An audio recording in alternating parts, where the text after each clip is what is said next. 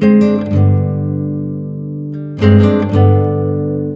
اللہ الرحمن الرحیم۔ جو شخص روزانہ فجر کی نماز کے بعد ان کلمات کو کثرت سے پڑھے گا، انشاءاللہ اس کی ہر حاجت پوری ہوگی اور تمام پریشانیوں سے اللہ تعالیٰ اسے نجات دیں گے۔ فجر کی نماز کے بعد ان کلمات کو کثرت سے پڑھیں۔ یا اللہ یا اللہ یا اللہ یا رحمانو یا رحمانو یا رحمانو یا غفورو یا غفورو یا غفورو یا رحیمو یا رحیمو یا رحیمو یا حنانو یا حنانو یا حنانو یا منانو یا منانو یا منانو یا سبحانو یا سبحانو